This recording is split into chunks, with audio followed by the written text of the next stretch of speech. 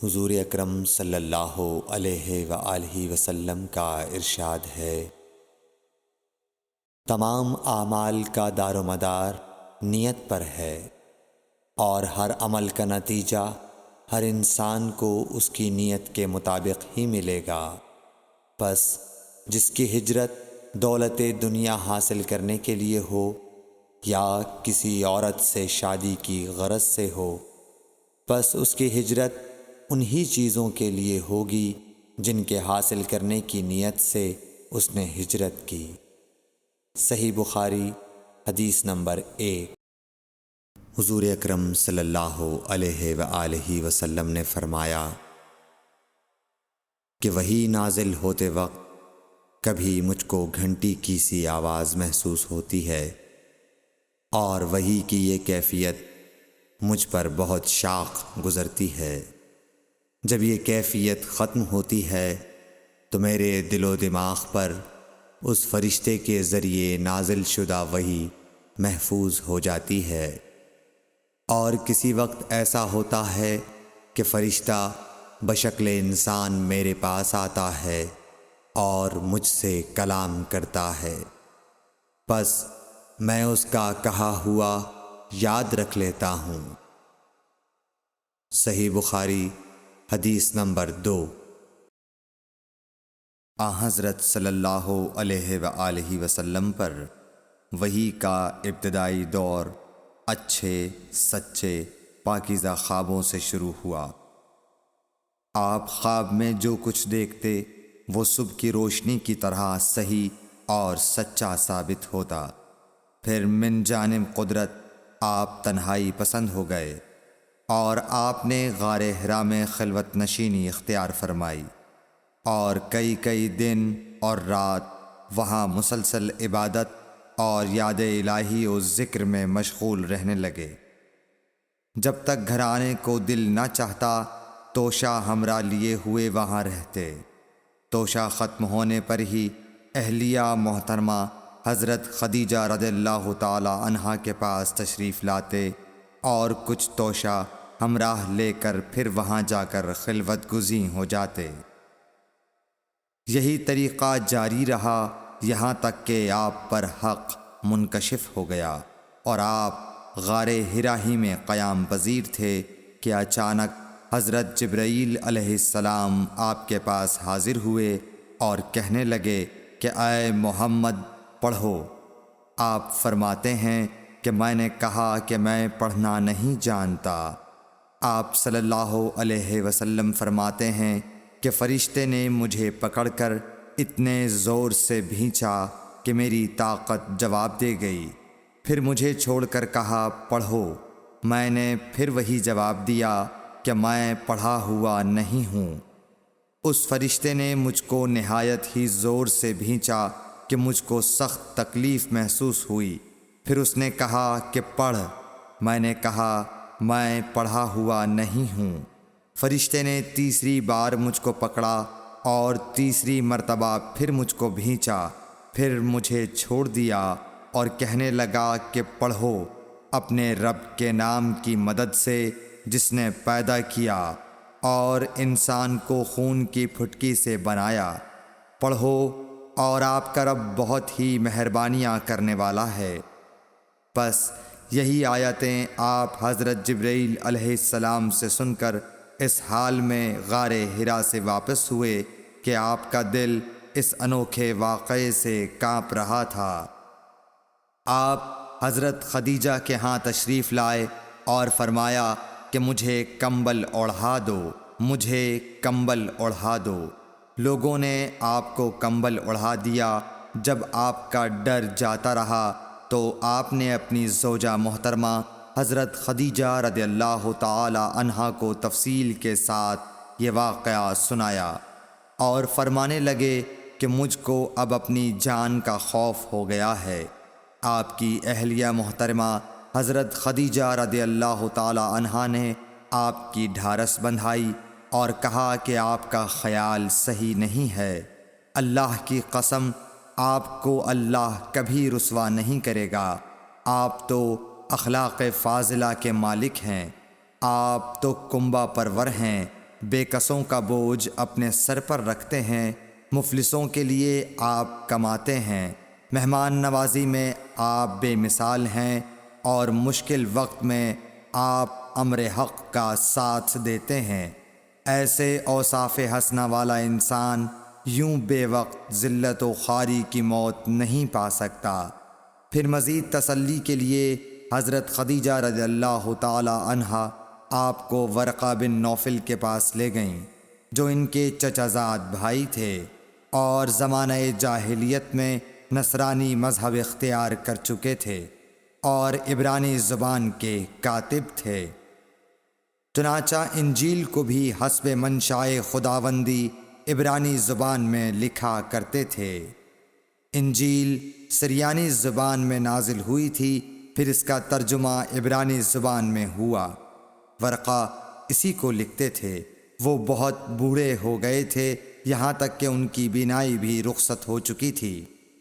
حضرت خدیجہ رضی اللہ تعالی عنہا نے ان کے سامنے آپ کے حالات بیان کیے اور کہا کہ اے چچا زاد بھائی، اپنے بھتیجے محمد صلی اللہ علیہ وسلم کی زبانی ذرا ان کی کیفیت سن لیجئے۔ وہ بولے کہ بھتیجے، آپ نے جو کچھ دیکھا ہے اس کی تفصیل سناؤ۔ چنانچہ آپ صلی اللہ علیہ وآلہ وسلم نے از اول تا آخر پورا واقعہ سنایا، جسے سن کر ورقہ بے اختیار ہو کر بول اٹھے کہ یہ تو وہی ناموس معزز رازدان فرشتہ ہے جسے اللہ نے حضرت موسیٰ علیہ السلام پر وحی دے کر بھیجا تھا۔ کاش میں آپ کے اس عہد نبوت کے شروع ہونے پر جواں عمر ہوتا، کاش میں اس وقت تک زندہ رہتا جب کہ آپ کی قوم آپ کو اس شہر سے نکال دے گی۔ رسول کریم صلی اللہ علیہ وآلہ وسلم نے یہ سن کر تعجب سے پوچھا کہ کیا وہ لوگ مجھ کو نکال دیں گے، حالانکہ میں تو ان میں صادق و امین و مقبول ہوں۔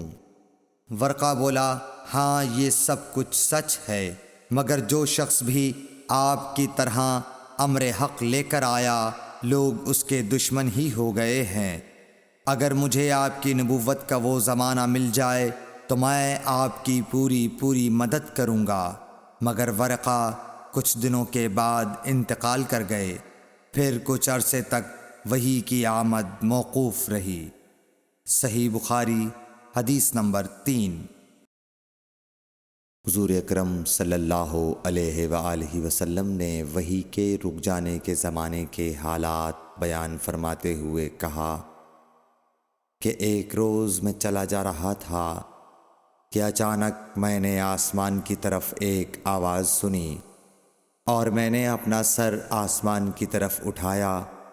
کیا دیکھتا ہوں کہ وہی فرشتہ جو میرے پاس غار حرا میں آیا تھا، وہ آسمان و زمین کے بیچ میں ایک کرسی پر بیٹھا ہوا ہے۔ میں اس سے ڈر گیا اور گھر آنے پر میں نے پھر کمبل اوڑھنے کی خواہش ظاہر کی۔ اس وقت اللہ پاک کی طرف سے یہ آیات نازل ہوئیں، اے لحاف اوڑھ کر لیٹنے والے، اٹھ کھڑا ہو اور لوگوں کو عذاب الہی سے ڈرا، اور اپنے رب کی بڑائی بیان کر، اور اپنے کپڑوں کو پاک صاف رکھ اور گندگی سے دور رہ۔ اس کے بعد وہی تیزی کے ساتھ پے در پے آنے لگی۔ صحیح بخاری حدیث نمبر 4۔ رسول اللہ صلی اللہ علیہ وآلہ وسلم نزول قرآن کے وقت بہت سختی محسوس فرمایا کرتے تھے، اور اس کی علامتوں میں سے ایک یہ تھی کہ یاد کرنے کے لیے آپ اپنے ہونٹوں کو ہلاتے تھے۔ ابن عباس رضی اللہ تعالیٰ عنہ نے کہا، میں اپنے ہونٹوں کو ہلاتا ہوں جس طرح آپ ہلاتے تھے۔ سعید کہتے ہیں، میں بھی اپنے ہونٹ ہلاتا ہوں جس طرح ابن عباس رضی اللہ تعالیٰ عنہ کو میں نے ہلاتے دیکھا۔ پھر انہوں نے اپنے ہونٹ ہلائے۔ ابن عباس رضی اللہ تعالیٰ عنہ نے کہا، پھر یہ آیت اتری کہ اے محمد، قرآن کو جلد جلد یاد کرنے کے لیے اپنی زبان نہ ہلاؤ، اس کا جمع کر دینا اور پڑھا دینا ہمارا ذمہ ہے۔ حضرت ابن عباس رضی اللہ تعالی عنہ کہتے ہیں، یعنی قرآن آپ صلی اللہ علیہ وآلہ وسلم کے دل میں جما دینا اور پڑھا دینا ہمارے ذمے ہے۔ پھر جب ہم پڑھ چکے تو اس پڑھے ہوئے کی اتباع کرو۔ ابن عباس رضی اللہ تعالی عنہ فرماتے ہیں، اس کا مطلب یہ ہے آپ اس کو خاموشی کے ساتھ سنتے رہو، اس کے بعد مطلب سمجھا دینا ہمارے ذمے ہے۔ پھر یقیناً یہ ہماری ذمہ داری ہے کہ آپ اس کو پڑھو، یعنی اس کو محفوظ کر سکو۔ چنانچہ اس کے بعد جب آپ کے پاس حضرت جبرائیل علیہ السلام وحی لے کر آتے تو آپ توجہ سے سنتے، جب وہ چلے جاتے تو رسول اللہ صلی اللہ علیہ وسلم اس وحی کو اس طرح پڑھتے جس طرح حضرت جبرائیل علیہ السلام نے اسے پڑھا تھا۔ صحیح بخاری حدیث نمبر 5۔ رسول اللہ صلی اللہ علیہ وآلہ وسلم سب لوگوں سے زیادہ جواد سخی تھے، اور رمضان میں دوسرے اوقات کے مقابلے میں جب جبرائیل علیہ السلام آپ صلی اللہ علیہ وآلہ وسلم سے ملتے بہت ہی زیادہ جود و کرم فرماتے۔ جبرائیل علیہ السلام رمضان کی ہر رات میں آپ صلی اللہ علیہ وآلہ وسلم سے ملاقات کرتے اور آپ کے ساتھ قرآن کا دورہ کرتے۔ غرض حضرت صلی اللہ علیہ وآلہ وسلم لوگوں کو بھلائی پہنچانے میں بارش لانے والی ہوا سے بھی زیادہ جود و کرم فرمایا کرتے تھے۔ صحیح بخاری حدیث نمبر 6۔ ہرقل شاہ روم نے قریش کے قافلے میں ایک آدمی بلانے کو بھیجا، اور اس وقت یہ لوگ تجارت کے لیے ملک شام گئے ہوئے تھے، اور یہ وہ زمانہ تھا جب رسول اللہ صلی اللہ علیہ وسلم نے قریش اور ابو سفیان سے ایک وقتی عہد کیا ہوا تھا۔ جب ابو سفیان اور دوسرے لوگ ہرقل کے پاس ایلیا پہنچے جہاں ہرقل نے دربار طلب کیا تھا، اس کے گرد روم کے بڑے بڑے لوگ، علماء، وزراء و امراء بیٹھے ہوئے تھے۔ ہرقل نے ان کو اور اپنے ترجمان کو بلوایا، پھر ان سے پوچھا کہ تم میں سے کون شخص مدعی رسالت کا زیادہ قریبی عزیز ہے؟ ابو سفیان کہتے ہیں کہ میں بول اٹھا کہ میں اس کا سب سے زیادہ قریبی رشتہ دار ہوں۔ یہ سن کر ہرقل نے حکم دیا کہ اس ابو سفیان کو میرے قریب لا کر بٹھاؤ اور اس کے ساتھیوں کو اس کی پیٹھ کے پیچھے بٹھا دو۔ پھر اپنے ترجمان سے کہا کہ ان لوگوں سے کہہ دو کہ میں ابو سفیان سے اس شخص یعنی محمد صلی اللہ علیہ وسلم کے حالات پوچھتا ہوں، اگر یہ مجھ سے کسی بات میں جھوٹ بول دے تو تم اس کا جھوٹ ظاہر کر دینا۔ ابو سفیان کا قول ہے کہ خدا کی قسم اگر مجھے یہ غیرت نہ آتی کہ یہ لوگ مجھ کو جھٹلائیں گے تو میں آپ صلی اللہ علیہ وسلم کی نسبت ضرور غلط گوئی سے کام لیتا۔ خیر، پہلی بات جو ہرقل نے مجھ سے پوچھی وہ یہ کہ اس شخص کا خاندان تم لوگوں میں کیسا ہے؟ میں نے کہا وہ تو بڑے اونچے عالی نسب والے ہیں۔ کہنے لگا اس سے پہلے بھی کسی نے تم لوگوں میں ایسی بات کہی تھی؟ میں نے کہا نہیں۔ کہنے لگا اچھا اس کے بڑوں میں کوئی بادشاہ ہوا ہے؟ میں نے کہا نہیں۔ پھر اس نے کہا بڑے لوگوں نے اس کی پیروی اختیار کی ہے یا کمزوروں نے؟ میں نے کہا نہیں، کمزوروں نے۔ پھر کہنے لگا اس کے تابعدار روز بڑھتے جاتے ہیں یا کوئی ساتھی پھر بھی جاتا ہے؟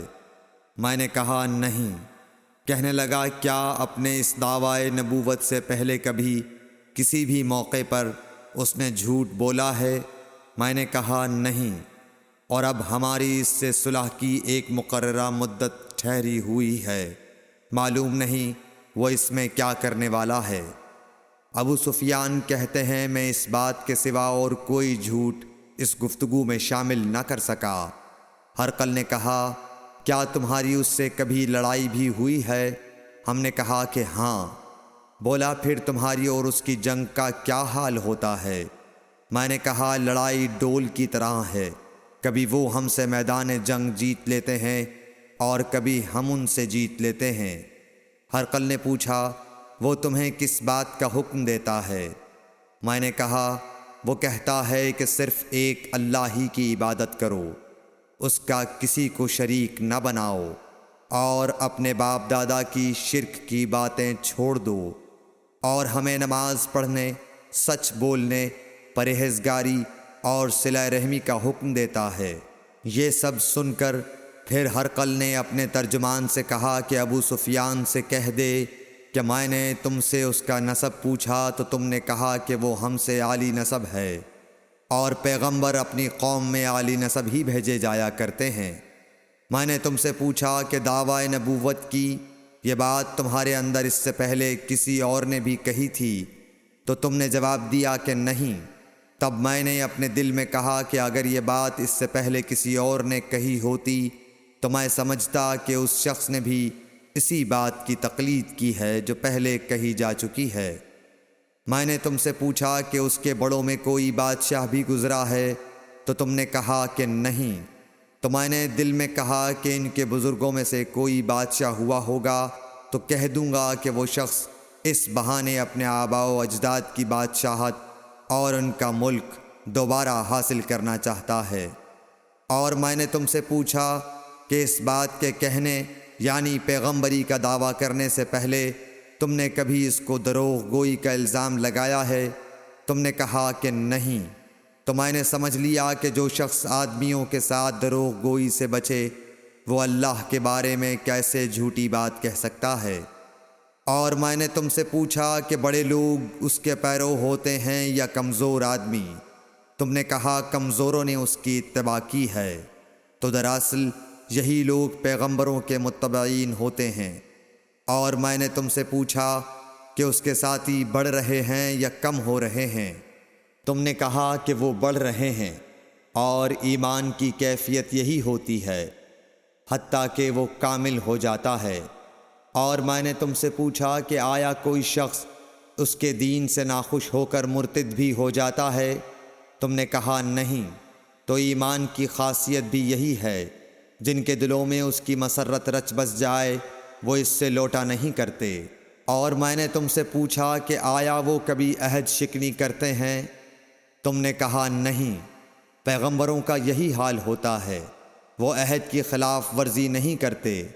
اور میں نے تم سے کہا کہ وہ تم سے کس چیز کے لیے کہتے ہیں؟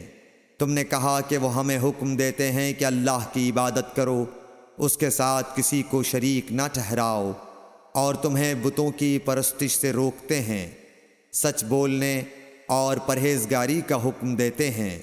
لہٰذا اگر یہ باتیں جو تم کہہ رہے ہو سچ ہیں تو ان قریب وہ اس جگہ کا مالک ہو جائے گا کہ جہاں میرے یہ دونوں پاؤں ہیں۔ مجھے معلوم تھا کہ وہ پیغمبر آنے والا ہے، مگر مجھے یہ معلوم نہیں تھا کہ وہ تمہارے اندر ہوگا۔ اگر میں جانتا کہ اس تک پہنچ سکوں گا تو اس سے ملنے کے لیے ہر تکلیف گوارا کرتا۔ اگر میں اس کے پاس ہوتا تو اس کے پاؤں دھوتا۔ ہرقل نے رسول اللہ صلی اللہ علیہ وسلم کا وہ خط منگایا جو آپ نے وحیہ کلبی رضی اللہ تعالیٰ عنہ کے ذریعے حاکم بصرہ کے پاس بھیجا تھا، اور اس نے وہ ہرقل کے پاس بھیج دیا تھا۔ پھر اس کو پڑھا تو اس میں لکھا تھا، اللہ کے نام کے ساتھ جو نہایت مہربان اور رحم والا ہے۔ اللہ کے بندے اور اس کے پیغمبر محمد صلی اللہ علیہ وسلم کی طرف سے یہ خط ہے شاہ روم کے لیے۔ اس شخص پر سلام ہو جو ہدایت کی پیروی کرے۔ اس کے بعد میں آپ کے سامنے دعوت اسلام پیش کرتا ہوں۔ اگر آپ اسلام لے آئیں گے تو دین و دنیا میں سلامتی نصیب ہوگی، اللہ آپ کو دوہرا ثواب دے گا، اور اگر آپ میری دعوت سے روگردانی کریں گے تو آپ کی رعایا کا گناہ بھی آپ ہی پر ہوگا۔ اور اے اہل کتاب، ایک ایسی بات پر آ جاؤ جو ہمارے اور تمہارے درمیان یکساں ہے، وہ یہ کہ ہم اللہ کے سوا کسی کی عبادت نہ کریں اور کسی کو اس کا شریک نہ ٹھہرائیں، اور نہ ہم میں سے کوئی کسی کو خدا کے سوا اپنا رب بنائے۔ پھر اگر وہ اہل کتاب اس کتاب سے منہ پھیر لیں تو مسلمانوں تم ان سے کہہ دو کہ تم مانو یا نہ مانو، ہم ایک خدا کے اطاعت گزار ہیں۔ ابو سفیان کہتے ہیں جب ہرقل نے جو کچھ کہنا تھا کہہ دیا اور خط پڑھ کر فارغ ہوا تو اس کے ارد گرد بہت شور و غوغا ہوا، بہت سی آوازیں اٹھیں اور ہمیں باہر نکال دیا گیا۔